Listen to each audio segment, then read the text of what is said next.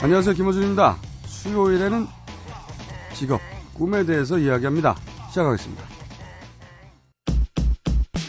뭘 알아야 꿈을 꾸지. 그 직업을 알려주마. 꿈 상담.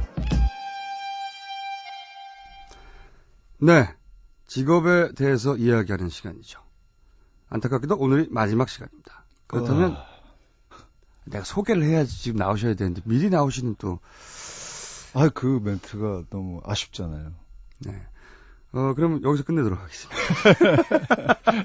자, 그럼 오늘 문의 들어온 직업은 뭔지 먼저 들어보겠습니다. 전 올해 24살이고요. 공대를 다니다 애니메이션 감독이 되고 싶어서 애니메이션 학과에 진학하려고 학교를 자퇴하고 다시 입시 준비 중입니다. 처음엔 애니메이션 관련 학과가 있는 4년제 대학을 생각했는데 3년제 학교도 있다는 걸 알고 거기서 1년이라도 빨리 마치는 게 좋지 않을까 생각을 하고 있습니다. 그런데 학원에서는 4년제를 가는 것이 취직할 때도 그렇고 여러모로 유리하다고 하는데 일단 이것도 현직에서 활동하는 애니메이션 감독님에게 물어보고 싶고요. 실제로 현장에선 어떤 식으로 일해서 어떻게 감독이 될 수 있는지 다양하게 알려주셨으면 좋겠습니다. 애니메이션 감독을 저희가 모셨습니다. 네. 아시는 분들은 이미 다 아는 애니메이션입니다. 마당을 나온 암탉의 오성윤 감독님 나오셨습니다. 안녕하세요. 한국 최초 220만 돌파 애니메이션 감독 오성윤입니다. 듣기 싫은데요, 갑자기? 좀 느끼하게 얘기했어요. 아니, 이게 한국 최초 이렇게 본인을 자화자찬하고 시작하시는 분들을 네. 아니 그냥 전 역사적 사실, 팩트를 얘기한 것일 뿐이에요. 네. 이분 게스트로 고정으로 나오셔야 될 것 같은데. 오늘이 끝이라는 얘기 들었는데. 초만 얘기해보니까 알겠는데. 고정으로 나오셔야 할 분인데, 안타깝게도 사라지기 때문에. 슬프다. 자, 그러면 마당을 나온 암탉을 보신 분들도 있고, 못 보신 분들도 있는데, 이거부터 잠깐만 소개해 주시죠. 원작 동명소설 베스트셀러 이제 동화책이 있거든요. 그래서 이제 어린이 동화인데 어른들한테 사랑을 받을 정도로 이렇게 양장본으로도 나왔고, 그러니까 양계장 암탉이 자기 정체성에 대해서 의문을 품게 되죠. 나는 이렇게 알만 낳고 버려지는 존재인가. 그래서 마당을 나가서 나도 이제 다른 토종닭들처럼 좀 살고 싶다. 그래서 마당을 죽음을 가장해서 마당으로 어떻게 용케 나갔어요. 그런데 마당 식구들이 이제 또 텃세를 부리는 거죠. 너는 난용종 암탉이니까 양계장으로 돌아가라. 그래갖고 안 돌아가고 이제 들판으로 나가서 이제 야생닭이 되죠. 그래서 야생닭이 돼서 자기가 원했던 버려진 알을 품게 되는데 그 버려진 알에서 아기오리가 나오는 거예요. 그러니까 이종 간에 이제 사랑이 시작되는 거죠. 모자의 사랑이죠. 그래서 그 아기오리를 야생에서 키우면서 이제 자기 정체성을 찾아가는 건데, 아기오리는 이제 커갈수록 청둥오리의 모습을 띠고 야생오리들을 만나서 이제 북상을 하게 돼요. 시베리아 쪽으로요. 근데 날 수가 없잖아요, 닭은. 닭은 못 나니까 헤어질 수밖에 없는 이 아주 애틋한 관계인 거죠. 그러면서 이제 잎삭 주인공 이제 암탉은 뭐 간단하게 얘기하면 이제 자연아로서의 자기 정체성을 찾아가는 거죠. 꽤 철학적인. 네. 상당히 내용이 깊이 있어요. 하지만 한 줄로 줄이면 닭과 오리가 연애하다 헤어진 이야기. 연애 아니고 모자. 모자. 참. 엄마 닭과 아기 오리. 네. 다시 얘기할게요. 네. 안 보셨군요, 그러니까. 저는 안 봤습니다. 네. 이 대박 영화를 안 보시다니 섭섭합니다. 듣긴 했습니다. 네. 이례적으로 그것도 창작 애니메이션이. 그렇죠. 보통 이제 수입 애니메이션, 일본에서 미야자키 하야오 감독 애니메이션들은 국내에서 꽤 흥행했었죠, 그죠? 네. 근데 순수 창작 애니메이션 중에 과거에 기억나는 건 태권브이 정도. 그렇죠. 네. 근데 그때는 이제 그 시장 규모가 작았기 때문에 100만이 넘지 않았었던 72만. 네. 정확하게 하시는군요. 자랑하시려고. 네. 또 넘겨야 되니까. 네. 그러면 요거 다음이 흥행작이 몇 만이나 들었습니까? 로봇 태권브이 말고요. 네, 그러니까 국내물로서는 이게 최고 흥행작이었고요. 네, 로봇 태권브이가. 네. 근데 그게 40여 년 전에 만든 게 디지털 복음판으로 3년 전에 재개봉을 했는데 이제 최고 흥행 기록이니까 사실 저희 업계 사람 입장에서는 되게 창피한 일이었죠. 저 40년 있다가 40년 또다시 최고 흥행을 했으니까. 그거를 계속 못 넘기고 있었으니까. 그걸 결국 자기 자랑인데. 아니 팩트 역사적 사실을 저는 청취자 여러분께 그냥 전달하려고 애쓰는 것뿐입니다. 자, 그러면 마당을 나온 암탉 못 보신 분들은 지금 개봉한 지 지금 3개월째라 이제 롱런 하고 있는데 또 자랑이네. 네. 죄송합니다. 근데 아직 찾아가서 보셔야 되는군요. 이제 지금 많이 줄었어요. 개봉관들이 50개 미만으로 극장이 많이 줄어서. 아, 그래도 50개나 남아 있습니까? 네, 대단하죠. 네. 아우, 딱 맞는 분이 나오셨네. 중국 3,000관. 예. 지금 개봉했어요. 중국에서 3,000관이나? 네, 네. 그러면 거기서 나온 수익 중에 본인이 러닝으로 가져가는 게 있습니까? 아니면 많죠. 꽤 됩니까? 꽤 됩니다. 오, 제작사와 저희도 제작사거든요. 네. 그래서 영화사와 애니메이션 영화사가 공동 제작을 한 거거든요. 본인이 제작사 애니메이션 제작사 이제 겸 감독으로. 예. 오, 그러면 수입이 꽤 보기 힘들어하는 이유가 있군요. 네. 얼마나 버셨어요? 대략. 정산이 안 됩니다, 지금. 아, 그 정도요? 네, 정산이 안 그러면 돼요. 일단은 10억대 넘어갔겠군요. 정산이 안 돼요. 예, 계산이 안 돼요. 10억대는 넘어갔다는 얘기예요. 모르겠어요, 잘. 뭐 감독이 그런 돈에 이렇게 뭐 계산하고 그렇게 앉아 있으면 거짓말하지 마시고요. 개새끼 연락이 좀 드리면서 맨날. 아니 그런데 결국은 이 직업을 가지면 내가 생활의 측면에서 먹고 사는데 어떤 그림까지 그릴 수 있느냐 이거 굉장히 중요한 정보거든요. 그렇죠. 이 얘기를 잘 안 해요. 그런데 물론 이거는 40년 만에 나온 첫 번째 케이스라서 대단히 예외적이라는 걸 전제하고 그렇지만 한번 성공하면 이렇게까지도 될 수 있다 하는 측면에서 대략 액수라도 말씀해 주셔야지 감을 잡죠. 대략. 제 짧은 계산으로는 한 국내에서만 6억 이상 정도 되는 것 같고 중국에 갔다면? 중국하고 지금 터키, 이스라엘, 인도네시아, 러시아 그만하시고요. 이제 프랑스는 이제 이게 되게 중요한 게 애니메이션의 이게 문화 실크로드랄까? 그게 가능하거든요. 우리가 이렇게 가로막혀 있어서 실크로드 이거 만들기가 좀 어렵지만 이 영화 한 편으로 사실은 대기업 직장인들이 한 10년 정도는 모아야 벌 수 있는 돈을 한 번에 벌 수도 있겠군요. 물론 다 까먹겠지만 앞으로. 그렇죠. 다음 작품에 다 쏟아부어야 되는데, 근데 그게 좀 잘못된 게, 제가 영화를 하겠다고 시작한 지가 23년 만이거든요. 그리고 이 영화를 만드는데 7년을 걸렸기 때문에, 이거를 뭐, 이렇게 연봉으로 이렇게 쭉 갈라쳐봐야 1년 연봉이 얼마 안 되는데, 그래서 사실 조금 꺼려했어요. 제가 이렇게 좋은 사례는 아니에요, 사실. 이 결과가 좋은 것이지 이 과정 전체가 다 제가 좋은 사례로서 상담을 할 만한 자격이 있는가? 23년 만에 처음으로 히트를 치신 겁니까? 그러니까 영화를 만들겠다고 제가 28살에 시작해가지고 지금 49살이 됐으니까. 애니메이션을 처음부터 시작하셨어요? 네. 아니요, 영화를 처음에 시작했죠. 처음에는 영화. 네, 그런데 이제 진입장벽이 좀 있었어요. 외모 때문에요? 네, 배우러 가지 왜? 아이 좋아. 왜 배우러 가지 왜 감독으로 가냐? 아우 좋아 나도 내 자랑 계속 할 거야. 야 성격파 배우들 있죠 왜?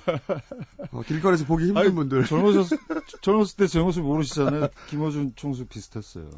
머리도 저렇게 쫙. 에이, 설마. 진짜. 저의 젊었을 때 아십니까? 여기서 수염 조금 다듬고 그렇게 해서 오랜 세월이 걸려서. 그럼 배우에서 애니메이션 그러니까 배우가 아니죠. 영화 감독을 입봉을 하지는 못하시고. 계속 못했죠. 이게 애니메이션 시작한 지는 한 20년 됐고요. 네. 애니메이션으로 영화를 하자. 그러니까 처음에는 미대를 나왔어요. 서영화 전공을 했거든요. 그 느낌은 압니다. 서영화. 네. 화가. 느낌은. 머리가 거의 어깨까지 더 길었어요. 김어준 씨보다. 네, 그 느낌으로 이제 그림을 그렸는데 좀 그림이 좀 답답했어요. 벽에 이렇게 걸려서 소수자에게만 향유될 수 있는 그림을 그린다는 것이 좀 답답하더라고요. 그래서 미대 연극과라고 할 만큼 연극을 많이 했죠. 그 이제 대중들하고 직접 저희 얘기를 이렇게 소통할 수 있고 즉각적인 반응을 볼 수 있고 그런 게 되게 매력적이었어요.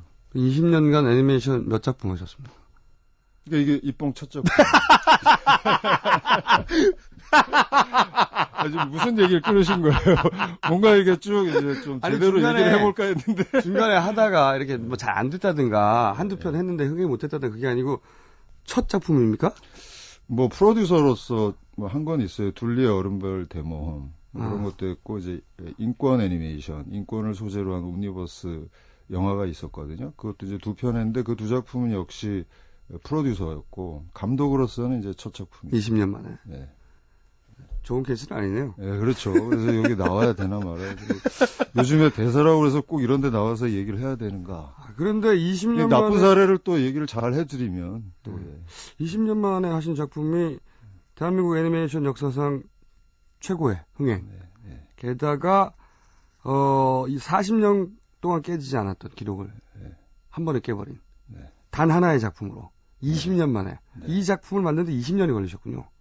요거 사실상. 만드는 데는 7년이 걸린 거고. 근데 사실상 제가 이제 예전에 딴지일보 처음 만들었을 때 사람들이 저한테 물어보더라고요. 딴지일보 만드는데 얼마나 걸렸냐고. 물론 딴지일보 자체를 만드는 데는 한 달 걸렸어요. 네. 하지만 그 안에 녹아있는 건 그렇죠. 그렇죠. 네, 그래서 네, 제가 네. 그때 31살이었는데 31년 걸렸지라고 했거든요. 그게 다 녹아있는 거니까. 그렇죠. 그런 의미에서 애니메이션 감독 시작하시고 20년간의 경험이 이제 여러 그렇죠. 가지 노하우들이 네. 축적된. 네. 네. 그래서 6억을 20년으로 나누는구나. 얼마 안 되네요. 네. 네, 얼마 안 되죠. 연봉으로 따지면. 네. 네. 근데 애니메이션을 왜 이렇게까지 계속 놓지 않으신 거예요? 20년간이나? 무슨 매력이 있습니까? 일단 다른 걸 하기에는 재주가 그림 그리는 재주밖에 없다 보니까 다른 거 해서 먹고 살기 힘들 것 같더라고요. 그러니까 아까 거기까지 얘기했는데 이제 연극을 하는 게 되게 재밌더라고요. 직접적인 이제 대중과 함께 얘기를 주고받으니까. 근데 그때 그림을 그리기 또 어려웠던 게 이제 80년대 초에 학교를 다녔으니까 그렇게 그런 고운 그림을 그린다는 게 왠지 힘들었어요. 그래서 연극을 할 수밖에 없었고 연극도 조금 좀 사회 참여적인 그런 연극도 좀 하고 그러는데 그때 또 영화 운동이 시작이 됐었어요. 뭐 장상곰매, 뭐 파업전에 이런 것들을 보면서 이건 또 다른 매력이 있는 거예요. 매스가 그러니까 대중 파급력이나 이거를 만들면 보는 대중들이 또 엄청나니까 전국적으로 막 쫙 갈 수 있으니까 이야기와 메시지를 던지는 데는 또 영화만큼 좋은 게 없다. 그래서 영화를 하게 됐고 근데 영화 처음 시작하니까 좀 진입장벽 같은 게 많이 느껴졌고 그래서 되게 힘들었는데 그러면 내가 갖고 있는 재주로 영화를 할 수 있는 게 애니메이션이 있다라는 걸 알게 됐죠. 그래서 이제 애니메이션을 뛰어들게 됐고 그렇게 해서 이제 20년이 지난 건데 저는 제가 되게 가벼운 사람인 줄 알았어요. 근데 한번 목표를 딱 설정하니까 그게 될 때까지 이렇게 포기할 줄 모르더라고요. 딴 재주가 없으니까. 그래갖고 뭐 그동안 여러 가지 작품을 실패를 많이 했어요. 기획 단계에서 혹은 프리프로덕션 단계에서 뭐 시나리오 단계에서 여러 가지 실패를 했죠. 그러다가 이제 그런 경험들을 바탕으로 이번에는 영화를 제대로 만들려면은 애니메이션도 영화적 관점에서 기획하고 만들어야 되겠다. 그래서 영화사하고 조인을 하게 됐죠. 그 명필님이라고 아주 괜찮은 영화사죠. 유명한 곳이죠. 그래서 명필님하고 조인을 하게 되면서 만들 수 있게 된 것 같아요. 그러니까 결국은 20년간의 이제 시행착오들, 경험들. 그렇죠. 만약에 20년 전에 첫 번째 기회가 왔다면 망했을 거예요. 만약에 망했겠죠. 만약에 다른 영화를 그때 만들었었다면 이렇게 성공할 수 없었으리라는 그런 짜릿함 같은 게 있어요. 돌이켜 보니까. 그러니까요. 이게 나오기까지 필요했던 시간들이었던 거죠. 그랬던 것 같아요. 근데 이게 굉장히 의미가 있는 것이 우리나라에서 그 창작 애니메이션에 투자가 안 되거든요. 그렇죠. 성공 사례가 없다 보니까. 그렇죠. 근데 이제 성공 사례를 봤으니까 이게 단순히 혼자의 성공이 아니라 국내 창작 애니메이션 업계 전반에 미칠 파급력이 대단한 거죠, 이제. 그렇죠. 감독님도 물론 다음 두 번째 찬스를 얻겠지만 그 후배들이 그러니까 제가 보기에는 한국 애니메이션 역사에 기록될 인물이다. 제가 말해주니까 좋죠. 네, 여기선 겸손하겠습니다. 본인이 원하든 원하지 않든 결과적으로 그렇게 될 거라고 저는 봅니다. 이런 걸 해낸 적이 아무도 없었으니까요. 말들은 많았었거든요. 뭐 몇십억을 넣어서 어떻게 한다느니 다 실패했죠. 그거. 그렇죠. 유명한 만화가들이 와가지고 네. 몇 번 시도했었는데 네. 그 유명한 만화가들의 지명도를 빌려서 네. 돈도 꽤 많이 투자되고 그렇죠. 다 실패했어요. 다. 네. 애니메이션은요, 어린이들로부터 돈을 벌어야겠다. 이런 정서로 만들면 좀 망한다고 생각해요. 아, 네. 어떤 그러면 어린이들에게 생각으로. 어떤 정서와 메시지를 대중예술가로서 이런 얘기를 꼭 아이들과 가족들에게 정말 전달해주고 싶다. 이 메시지를 공유하고 싶다. 이 멋진 그림을 스크린에서 모든 많은 사람들과 좀 이걸 보여주고 싶다라고 하는 대중예술가로서의 자기 욕심이 없으면 그렇지 않은 것들은 제가 보기엔 실패할 확률이 많다는 거죠. 이렇게 계산해서 이렇게 해서 네, 그렇죠. 애들 돈을 좀 뺏어야지. 네, 그렇죠. 그런 식으로 기획하고 만든다면 그건 제가 보기엔 대중예술가로서의 덕목도 떨어지는 얘기고 작품이 성공하기도 전 쉽지 않다. 어렵다고 보는 거죠. 본인을 당대 예술가로 격상시키는 그런 발언이었고요. 대중예술가. 아니, 제가 요즘에 자기 정체성을 이제 깨닫기 시작했어요. 제가 그러니까 붓을 꺾고 대중예술을 해야 되겠다고 시작한 지가 20년 만에 이제 된 거니까. 대중예술가로서 사실 이렇게 20년 동안 내놓으라는 걸 하나 했다는 건 사실 조금은 창피한 일이거든요. 아니 근데 뭐 자잘한 거 10번 하는 것보다 훨씬 큰 의미가 저는 칭찬 잘 안 하시는데 오늘 좀 아니 이거는 전 대단하다고 보는 것이요. 저도 애니메이션 감독을 꽤 많이 합니다. 아, 그러세요? 근데 물론 그분들이 그리고 굉장히 힘들다는 것도 알아요. 네.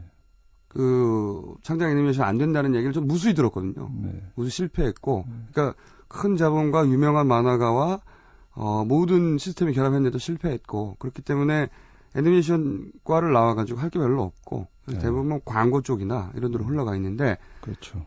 상업 공간에서 창작 애니메이션으로 최초로 성공한 케이스이기 때문에 네. 업계에 미칠 영향이 진짜 크다고 생각합니다. 굉장히 재밌는데, 안타깝게도 마지막 시간인데다가 저희가 재밌으면 2회로 늘려도 하기도 하는데, 오늘은 그게 불가능하고요. 재미없었구나. 아니죠. 2회로 하고 싶은 만큼의 내용이긴 해요. 근데 시간이 없어요. 그래서 마지막으로 애니메이션 감독이 되고 싶다고 하는 사람들, 만약에 감독님의 성공 사례가 없었다면 굉장히 자잘한 얘기 했을 거예요. 무슨 어떤 과에 어떻게 준비하고 이런 얘기 했을 텐데 지금은 큰 모델이 생겼거든요. 엄청난 상징적인.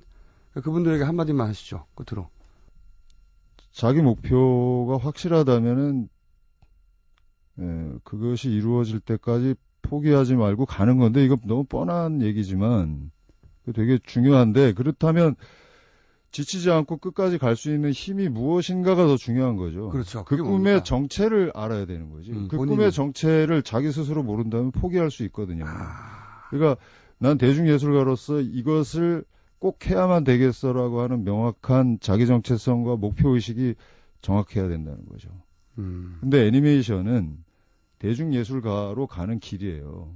그러니까 대중예술가로서 자기를 잘 알아야 되는 거죠. 뭘 해야 되는가.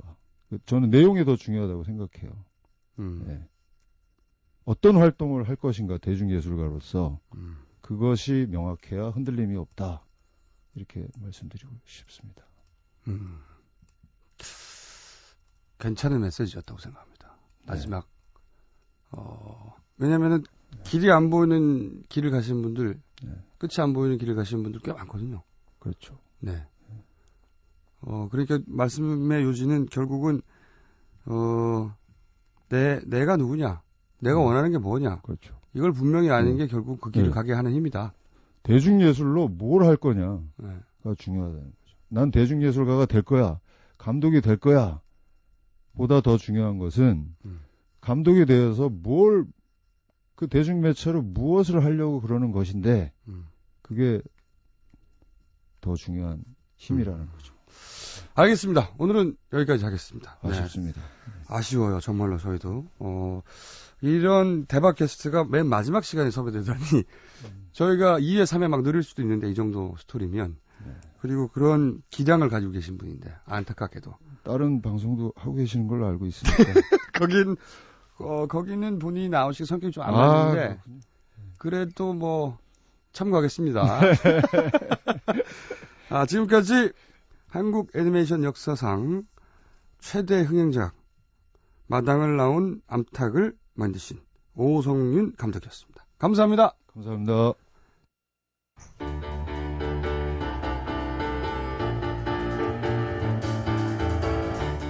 꿈상담 마지막 클로징입니다. 어떤 직업을 가질 것이냐가 아니라 그래서 내가 뭘 할 거냐를 생각해라. 오늘의 교훈이었습니다. 김어준이었습니다. 내일 9시 35분에 다시 뵙겠습니다.